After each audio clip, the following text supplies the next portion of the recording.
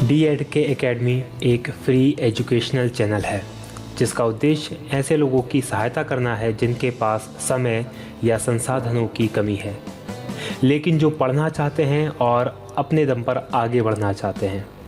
हम ऐसे छात्रों को एक ऐसा मंच प्रदान करना चाहते हैं जहां सभी लोग अपनी पढ़ाई पूरी कर सकें, सशक्त बनें और जीवन में आगे बढ़कर समाज को और बेहतर बना सकें। यही हमारी इस राष्ट्र देवता के प्रति सच्ची श्रद्धांजलि है।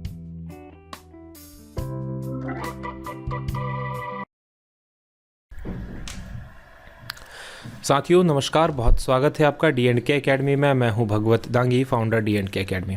और आज के हमारे MPGK के वीडियो में हम बात करेंगे पार्ट 4 मध्य प्रदेश के संभाग और जिलों में रीवा और शहडोल संभाग की।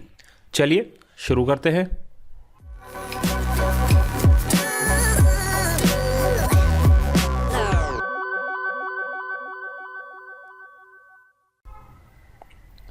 बात करेंगे सबसे पहले हमारे ऑनलाइन क्रेज कोर्स की। तो आप चाहें तो हमारा ऑनलाइन क्रेज कोर्स MPPSC 2017 के लिए ज्वाइन कर सकते हैं और इसके लिए आपको हमारी वेबसाइट dkmpsc.com को विजिट कीजिए और इस कोर्स की लिंक मैं डिस्क्रिप्शन में दे रहा हूं, वहां से भी इसे आप देख सकते हैं। साथ में हमारी ऑनलाइन टेस्ट सीरीज स्टार्ट हो चुकी है, तो ऑनलाइन टेस्ट सीरीज को भी आप ज्वाइन कर सकते हैं। 10 टेस्ट इसके तहत होंगे और हर संडे को एक नया टेस्ट होगा। इस तरह से 3 टेस्ट ऑलरेडी डल चुके हैं। कोई भी टेस्ट कभी भी आप दे पाएंगे। टेस्ट की क्वालिटी बहुत ही शानदार की गई है और उसी तरह से पूरा टेस्ट सेट किया गया है जिस तरह से MPPSC द्वारा पूछा जाता है। तो इसके लिए भी आप हमारी वेबसाइट www.dkmpsc.com को सर्च कर लें और इस टेस्ट की लिंक भी मैं नीचे डिस्क्रिप्शन में दे रहा हूँ। एक जो टेस्ट है वो फ्री है, तो उसकी भी मैं नीचे फ्री टेस्ट की लिंक भी आप दे रहा हूं। आप वहां से सीधे फ्री टेस्ट दे सकते हैं। चलिए शुरू करते हैं हमारा वीडियो। बात करेंगे रीवा संभाग की। तो रीवा संभाग के अंदर जो जिले शामिल है उसके अंदर रीवा, सीधी, सिंगरौली और सतना, इस तरह से कुल 4 जिले रीवा संभाग के अंदर शामिल हैं। फिर से देखें, रीवा, सीधी, सिंगरौली और सतना। सबसे पहले बात करते हैं रीवा की। तो रीवा जो है वो सफ़ेद शेरों की भूमि वाला जिला है। यहाँ पे जो भारत का पहला सफ़ेद शेर या बाघ जिसे कहा जाए, शेर नहीं कह सकते, बाघ कहेंगे, तो सफ़ेद शेर जिसका नाम मोहन था वो मिला था।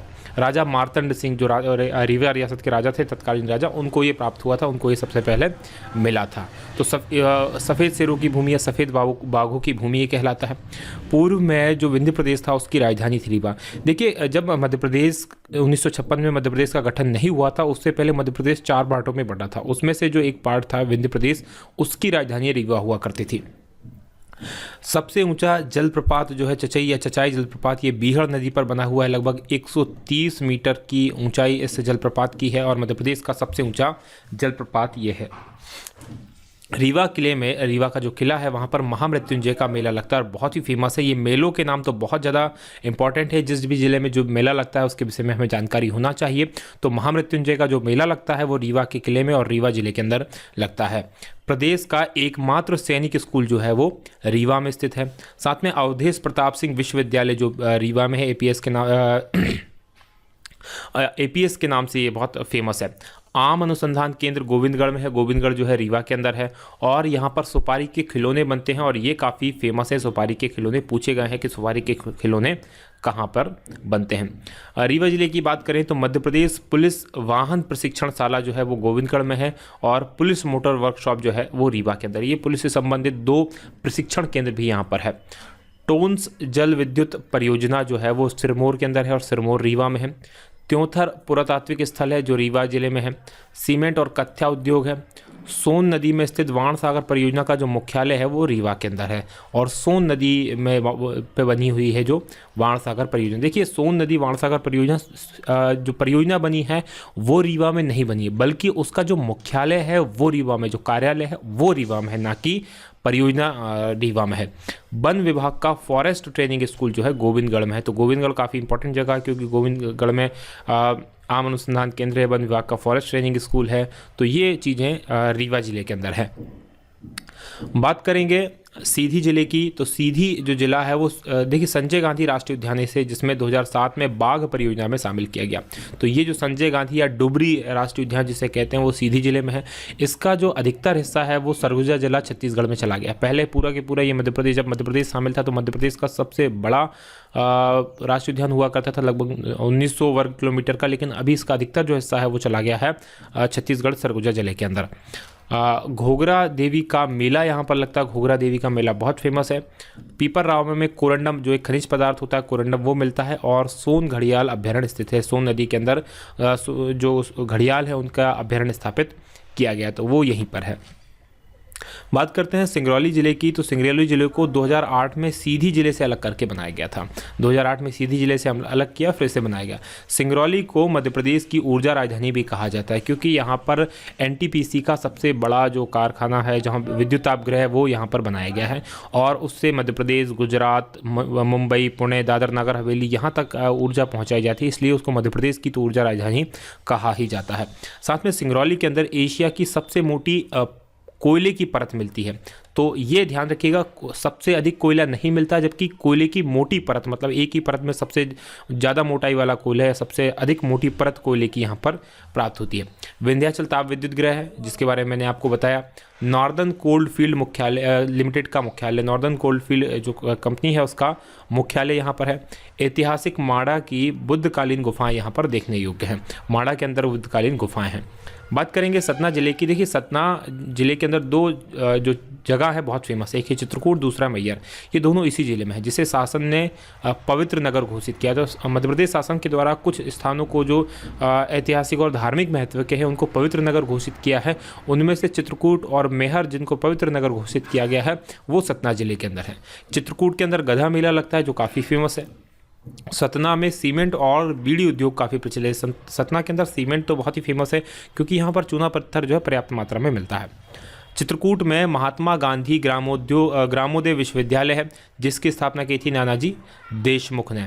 और चित्रकूट के अंदर जो देखने लायक और जो इम्पोर्टेंट जगह है वो देखिए स्फटिक शिला है। भगवान राम के पद चिन्ह, क्योंकि भगवान राम ने वनवास के समय अपना काफ़ी समय यहाँ बिताया था। भरत मिलाप यहीं हुआ था। हनुमान धारा है, भरतकूप है, गुप्त गोदावरी है, मंदाकिनी नदी है। तो ये यहाँ की फेमस जगह है। साथ में चित्रकूट में संत अनुसुईया और अत्रि ऋषि का आश्रम है। यहाँ पर भी भगवान राम ने समय बिताया था। और यहाँ भगवान ब्रह्मा विष्णु महेश ने बाल अवतार भी लिया था। और तुलसी संग्रहालय वो भी चित्रकूट के अंदर है। भूमरा और खोह में जो है गुप्तकालीन मंदिर हैं। और भरूत स्तूप बहुत फेमस स्तूप है, काफ़ी बड़ा स्तूप है ये भरूत स्तूप यहाँ पर है। बिरसिंहपुर में ताप विद्युत केंद्र की स्थापना की गई है, ये भी सतना जिले में है। नागोद में गुप्तकालीन नचना कुठार मंदिर है। ये नचना कुठार जो मंदिर है गुप्तकालीन है और देवी पार्वती को समर्पित ये मंदिर है। मैयर में शारदा देवी का मंदिर है। और जो शारदा देवी जो है मैयर की देवी जो है उनके लिए आल्हा उथल से बहुत फेमस है। यहाँ ऐसा माना जाता है कि आज भी आल्हा उथल यहाँ आते हैं और सबसे पहले पूजा शारदा देवी के मैयर मंदिर में वही करते हैं। साथ ही मैयर जो है उस्ताद अलाउद्दीन खां की कर्मस्थली है। और अलाउद्दीन खां संगीत महाविद्यालय भी ये मैयर में ही है। बात करते हैं शहडोल संभाग की। तो देखिए शहडोल संभाग मध्य प्रदेश का 10वां संभाग है, यानी सबसे बाद में सबसे लेटेस्ट बनाया गया संभाग है। इसके अंदर 4 जिले हैं, शहडोल, उमरिया, अनूपपुर। इनमें से डिंडोरी जिला सबसे बाद में जोड़ा गया। ये कन्फ्यूज़न है कई जगह पर कि जो डिंडोरी है वो जबलपुर में है या शहडोल में है। देखिए मैंने इस चीज़ को जो गवर्नमेंट की ऑफिशियल वेबसाइट है मध्य प्रदेश शासन की उसमें चेक किया है और उसके अंदर जो दिया हुआ है वो डिंडोरी को शहडोल संभाग में दिया है। तो इसमें फिर जब गवर्नमेंट की ऑफिशियल वेबसाइट जो शो कर रही तो फिर शक सुबह की कोई बात नहीं रह जाती। तो डिंडोरी जो है as per government website MP government की ऑफिशियल वेबसाइट के हिसाब से डिंडोरी शहडोल जिले में है। शहडोल जिले की बात करें तो ये सहस्त्रडोल शब्द से शहडोल बना है और सहस्त्रडोल का मतलब होता है हजारों तालाब।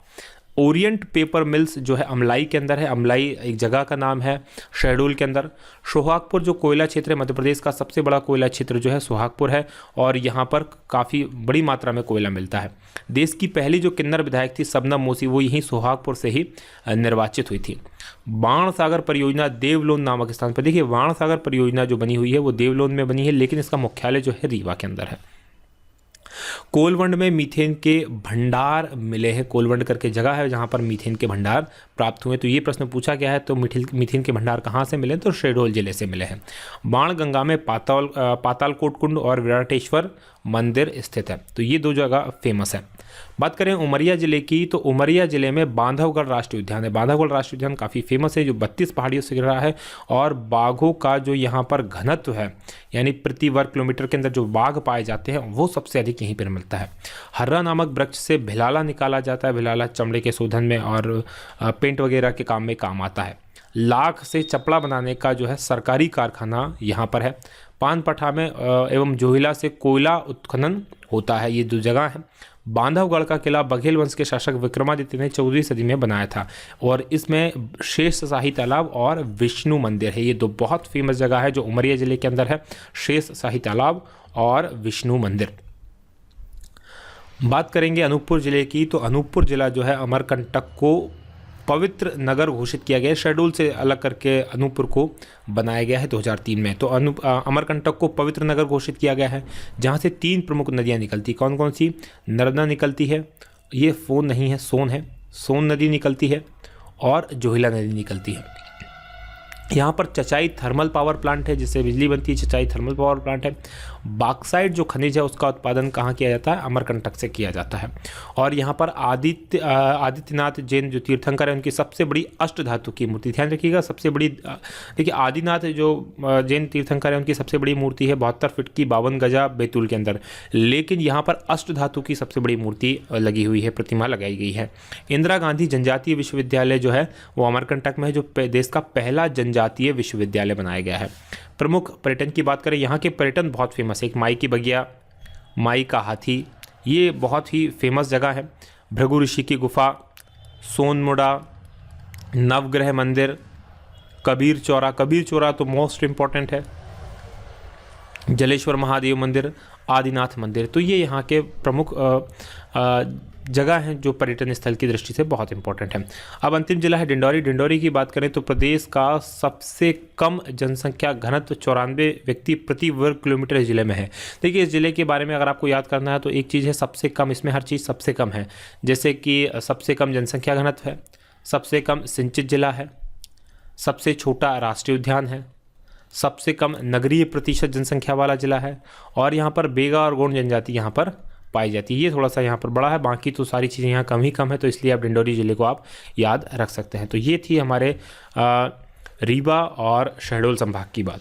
आज का जो हमारा वीडियो है हम यहीं समाप्त करेंगे। यदि आपको ये पसंद आया है तो इसे आप लाइक करें, अपने दोस्तों के साथ शेयर करें और कमेंट करना बिल्कुल ना भूलें। यदि आपको ये पसंद आ रहा है तो इसमें हमें कमेंट करके बताएं कि आपको ये कैसा लग रहा है। आप यहाँ से मैं और वीडियो डाल दे रहा हूँ, आप उन वीडियोस को आप देखें। तब तक मैं बनाता हूँ आपके लिए और भी इसी तरह के शानदार वीडियोस। और यदि अभी तक आपने हमारे चैनल को सब्सक्राइब नहीं किया है तो इस चैनल को आप सब्सक्राइब कर लें। फ़ायदा ये होने वाला है कि आपको सारे वीडियोस एक साथ एक जगह पर बहुत ईजीली मिल जाएंगे और अपनी पढ़ाई आप बहुत अच्छे से कर पाएंगे। चलिए आज की बात हम यहीं समाप्त करेंगे।